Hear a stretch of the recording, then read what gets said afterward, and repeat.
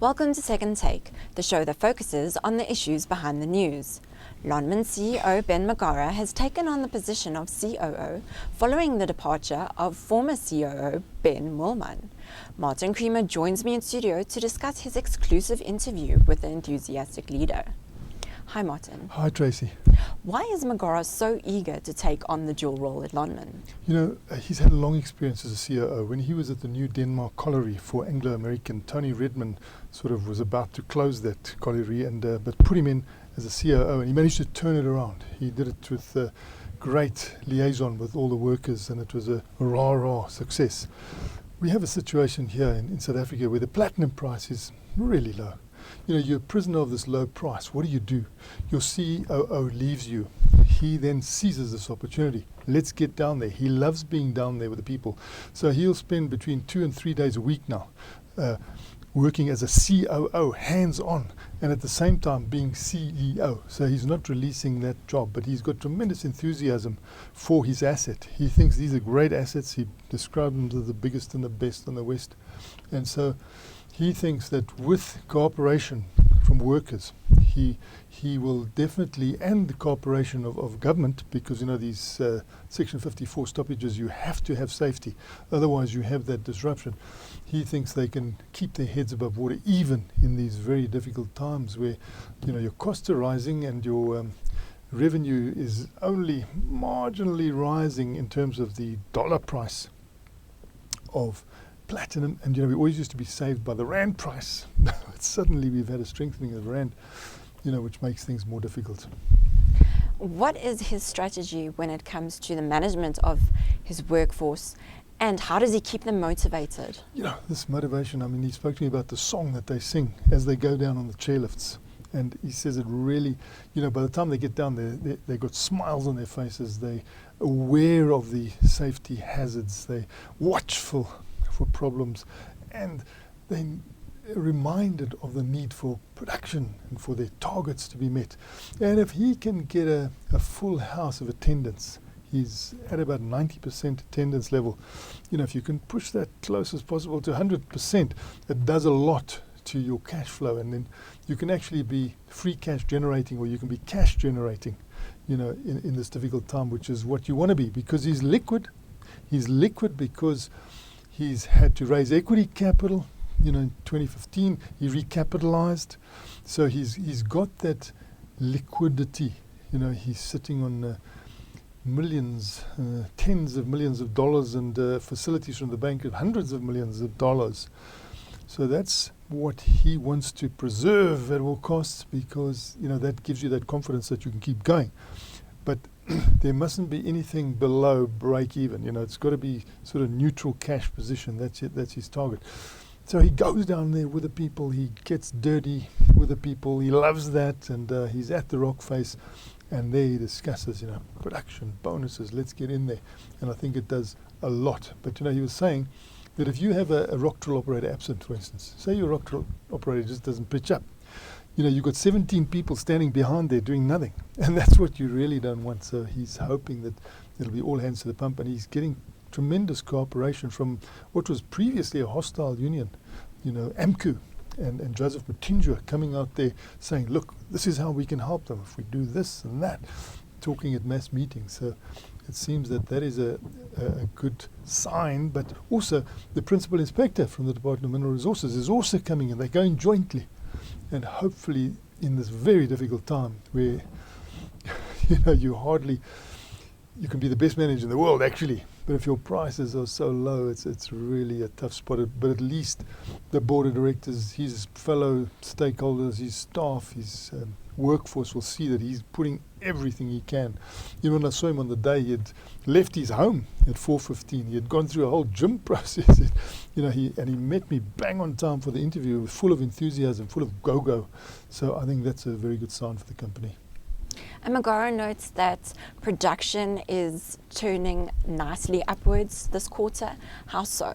This is, again, he's saying that you can see things are coming together. You can see the planets aligning in the production this quarter, which he says is demonstrably lifting. And that is there for everyone to witness. So this is proof that, they're working together, this collective attitude of working together. At the same time, he said, look, he doesn't want to be an oversupplier. So that's one of the big things with the platinum industry. They're being accused, like the Bank of America Merrill Lynch said in Vancouver, or said in Canada the other day, hey, these South Africans are shooting themselves in the foot. They're producing too much. So it's an oversupply position which is pushing the price down. He cut over 150,000 ounces out of his system, by ceasing one project, although it's really ready to go if things change. So that's also a good position to be in.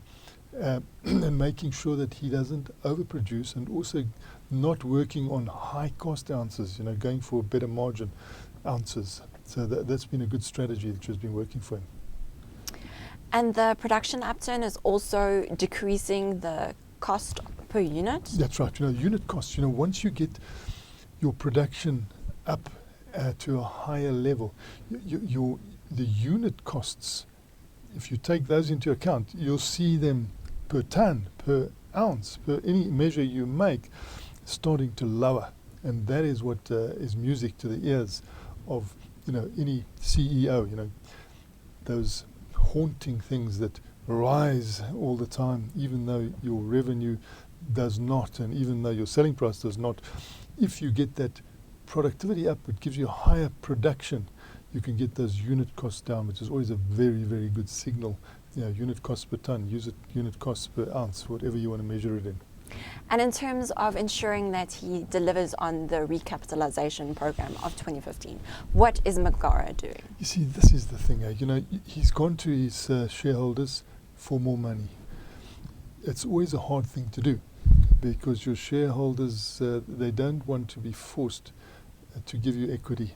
They don't want any dilution. They don't want their shares to dilute. They want to always have a sort of a rising situation of shares, and not repeatedly have to put their hands in their pocket to recapitalize the business. So with that in the back of his mind, he wants to reward his shareholders. He doesn't want us to go back to get more money. That's why he's emphasizing that he is liquid at the moment. He's still got money from the previous capital raising. He's also got debt facilities, and he's wanting to show his shareholders that recapitalization is what was needed. We're going to make that work, and in doing so, I think he will win a lot of favor from among his big shareholders. One of them is the Public Investment Corporation, which is really a state entity. It's a South African entity.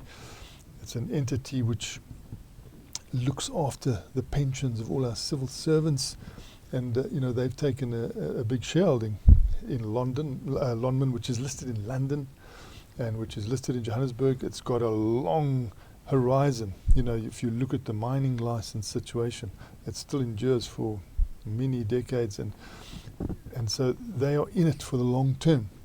But you're in this for the long term, and you have these short-term problems, and you need the support of the shareholders. And Ben Magara feels he's getting support from his shareholders. He's getting support from the Public Investment Corporation, the PIC. And when he went to them with a proposition where he had to reduce his workforce by 6,000 people, they did not stand in his way. And also he managed to reduce that workforce by 6,000 people without unions having unrest, without them, not wanting to cooperate in this, because he explained to them that if you don't do this, you kill the goose that lays, well, in this case, the platinum eggs. So he had to do it, and he's got cooperation. So even though the PRC is heavily involved in wanting to make sure that South Africa Incorporated also does well, because they're so woven into the South African economic fiber, they also realize that there are times when you have to reduce your workforce, and they allowed that to happen. So he's now down to 33,000 people, which is a lot of people, and that includes his contractors. And if you do the normal sum of saying there are 10 dependents per worker, that's 330,000 people. That's a big number.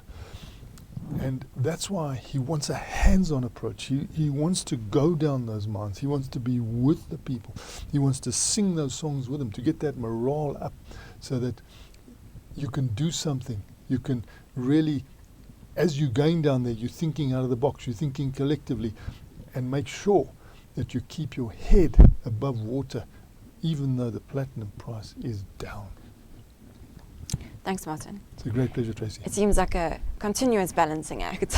You've got to balance and walk the tightrope, but I think he's doing that with aplomb. That's it for today. Join us again next week for more news analysis on South Africa's mining industry.